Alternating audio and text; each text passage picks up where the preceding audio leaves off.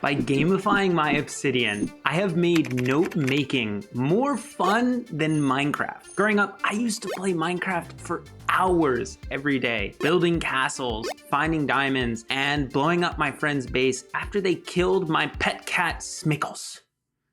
Poor Smickles. Playing Minecraft, I felt a sense of adventure, curiosity, and fun, which I didn't in real life. In contrast, my journey into the PKM community was filled with confusion, boredom, and perfectionism. Note making, in contrast to note taking, emphasizes connection, active engagement with ideas. Learning to note make would make me a more critical thinker, upgrade my thinking, allow me to compound my knowledge, and boost my learning. But in comparison to Minecraft, I didn't know how to get started. Then I came to an insight. What if I could gamify my Obsidian to become more fun than playing Minecraft? So I read books like Super Better, Reality is Broken by Jane McGonigal, and Actionable Gamification. And I created a gamification resource list to turn your real life into the most fun game imaginable by creating your superhero alter ego, defining your quests and epic wins, fighting bad guys, and cultivating your skills and abilities. You can find that resource list in the description below.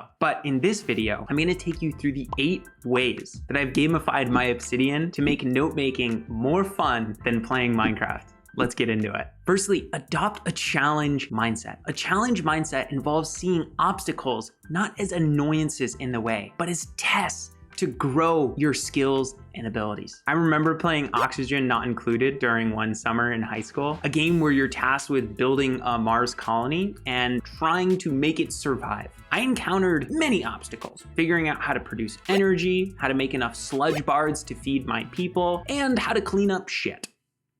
Yep, I lost a lot of colonists to that problem. But I kept trying and eventually created a thriving Mars colony because I had a challenge mindset. You can adopt a challenge mindset in your PKM system by seeing obstacles as challenges to grow your skill. Challenges like choosing a note-taking app, figuring out your workflow, and figuring out what information to collect are all obstacles that can grow your skills. Seeing these as challenges rather than annoyances can help you feel more adventure, curiosity, and fun when going into your PKM system. Number 2, create a superhero alter ego in your PKM system. Loads of games have superhero alter egos. Metal Gear Solid, Hitman, Spider-Man. Often when playing these games, you feel like your avatar. Turns out this has an effect in real life. In one study, just seeing an avatar you identify with run a 5K can make you more likely to pursue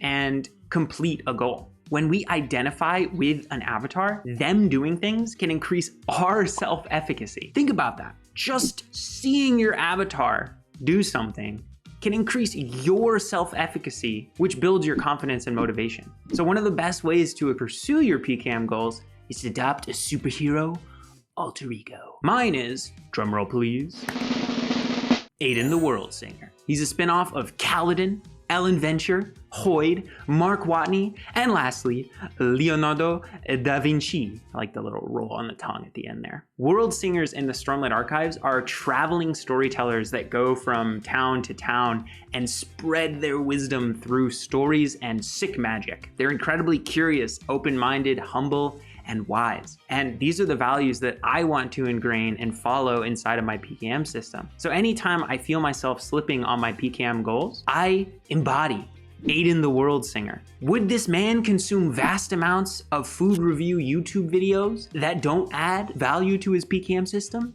No, so neither shall I. You can learn more about creating a secret avatar in the video up above, which is about how I made my real life into a game. Number 3, fight the PKM baddies. According to Jane McGonigal in her book Super Better, a real-life bad guy is anything that tries to stop you from doing what you want or need to get super better. Spotting a bad guy means identifying it as a potential source of trouble or distress. Battling a bad guy means experimenting with different strategies for dealing with it effectively. Succeeding in battle means not letting it stop you from having a good day or making progress towards your goals. Bad guys are classic in video games. Bowser in Mario, the pigs in Angry Birds, the Ender Dragon in Minecraft. And naming the classic PKM baddies can help you fight them.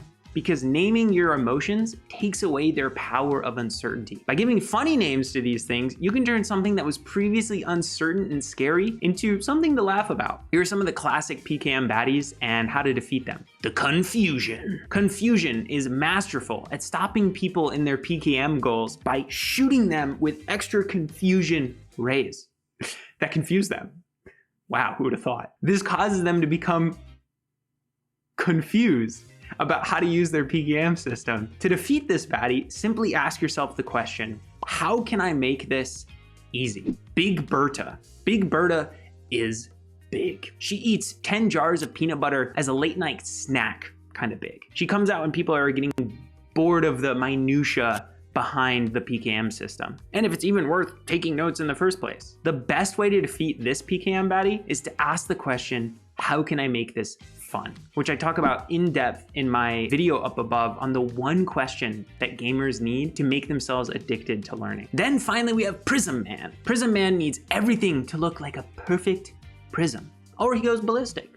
He comes out whenever people are trying to create the perfect PKM system, the best folder, linking, tagging, and query structure in the best note-taking app. You beat Prism Man by realizing you will never have a PKM system you feel is perfect, and trying to is pointless. Number 4, create and pursue learning adventures. Games make hard work fun by framing them as an adventure. Grinding one particularly hard boss in Dark Souls is framed as progress towards defeating the soul of Cinder. Fighting battles in Total Warhammer 2 is framed as building your empire. Collecting freaking acorns in Animal Crossing is seen as progress towards making your island look sick. We can make our note-making endeavors more fun by framing them as adventures. There are 3 quintessential aspects to making anything into an adventure. You create a challenge or end goal, you ingrain a fun frame, and you're open-minded and curious. Let's use the creation of my gamification mock in my PKM system as an example. A map of content is simply a note linked to a bunch of other related notes. How did I turn my gamification mock creation into an adventure? First, I created a challenge or end goal. When starting my gamification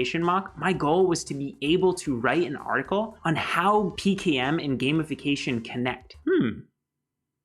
Wonder if that's the video you're watching now. Second, I created a fun frame. Fun framing happens when you do something purely for the enjoyment of doing it. I did this by creating my gamification mock and trying to come at it with an intrinsic motivation rather than extrinsic motivation. I wanted to create it purely for the joy of encapsulating my research in PKM and gamification. Third, I came at it with open-mindedness and curiosity. I had an end goal, but I wasn't stuck to it rigidly. I saw the creation process as the adventure in itself. I wasn't scared about embarking on side quests, like learning about psychology, about the history of peanut butter. Don't ask me about that one. Or trying a new note-making method. You can turn any of your PKM goals into adventures by adding these 3 elements. Number 5, find allies to note-make with. Any superhero requires allies to fight bad guys with. Many games incorporate allies. Paleo is a cooperative board game where you work together to survive the hunter-gatherer age. Competitive games like Monopoly require everyone to work together for the game to be played. And not rage quit,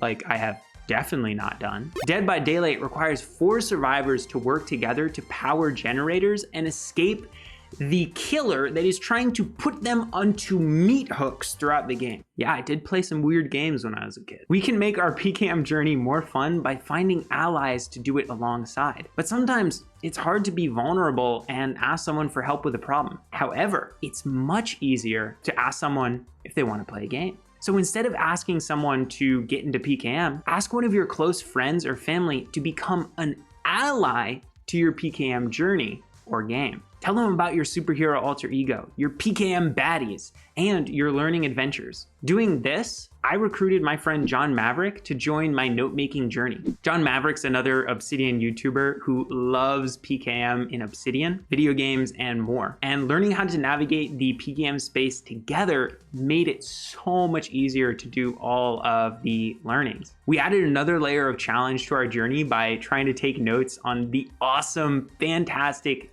50-episode lecture series, Awakening from the Meaning Crisis by John Vervaeke, which if you want a primer on, I do have a video up above because it is an incredible lecture series I highly recommend you check out. This gave us a shared challenge to apply our PKM skills to. Find your own allies to make your PKM journey with. Number 6, treating my PKM system as a knowledge garden. Every good game needs a good setting. In Monster Hunter World, it's the New World. In World of Warcraft, it's Azeroth. In Super Mario Bros, it could be Bowser's Castle. All of these settings create an engaging environment for you to play games inside of. We can gamify our PKM system by treating it as a knowledge garden. Why a garden? Jorge Aranjo describes it beautifully in his book Duly Noted. Building and tending a garden takes time and effort. Some gardens are small, personal projects that provide more satisfaction than nourishment. But with serious commitment, it's possible to build a garden that nourishes and delights. Unlike products like books or YouTube videos, gardens aren't meant to be finished. The point is to keep them going, which is to say gardening provides value beyond mere utility. It's a contemplative practice that calls for patience, stewardship, and discipline, essential skills that are at risk of atrophying in our growth-hacked world. Maintaining a botanical garden or a knowledge garden is caring for something besides yourself, something that's alive, that will keep you alive, literally and metaphorically. Seeing my notes like a knowledge garden is helping me give them the respect that they deserve. Like regularly tending a garden, I have habits and routines that help me grow. I have modeled an information diet that fuels my insights by getting rid of garbage and adding in healthy vegetables. And I have methods for creating content out of my notes, like making meals out of the fresh food from your garden.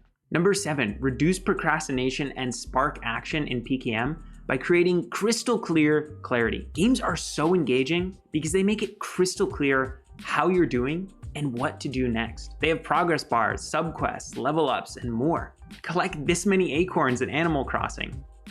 Hit the golf ball. Take over the other side's king in chess. These things give us immense clarity over what to do next, reducing procrastination and sparking action. We can create crystal clear clarity in our PKM system by integrating goals, rules, systems, and feedback. In PKM, the goal is to upgrade our thinking, compound our knowledge, supercharge our learning, and unlock our genius. If we boil PKM down to its essence, it's really only 3 fundamental rules. Create short notes, connect your notes, and cultivate those notes. When I first ventured into note-taking, I got bogged down in all the advice. Which note-taking app should you use? What should your workflow be for PKM? How should I collect information? How should I organize my notes? I switched note-taking apps 5 times before coming to Obsidian. I wish that I'd known these 3 simple rules beforehand, because effective note-taking really does boil down just to making short notes, connecting them, and nurturing them. Everything else is icing on the cake. The system underlying all PKM is quite simple. It's just collect, connect, and create. Have a system for collecting information in your note-taking app, have a system for connecting those notes together to form novel insights, and then have a method for creating stuff out of them so that you can teach others and ingrain the knowledge better yourself. If you systemize your PKM system correctly, you can turn your knowledge management into a habit that's just 15 minutes a day. And finally, have a method for getting feedback. We can do this by measuring what we care about in our PKM systems. For example, measuring the number of notes you've collected about podcasts, books, or articles, and showing the most recent ones. You can also track the status of notes over time with tags. I personally like to use saplings, ferns, and trees because they have the analogy of plants, and I just love that. It reminds me of the knowledge garden. But my favorite method for getting feedback on my note-taking is creating content, getting feedback on videos, podcasts, blog posts, newsletters, and more. By gamifying your PKM system, it can be any note-taking app, you can make the process of note-making, compounding your knowledge, upgrading your thinking, unlocking your genius, and boosting your learning more fun than Minecraft. However, unlike Minecraft, PKM has a more obvious real-life benefit in boosting almost all parts of your health, work, and relationships. If you like this video, you should get my gamification resource list, which lets you turn your real life into the most fun game imaginable by creating your superhero alter ego, defining your quests and epic wins, cultivating your skills and abilities, and battling bad guys. As always, have a fantastic rest of your day. Eat some peanut butter. Bye-bye.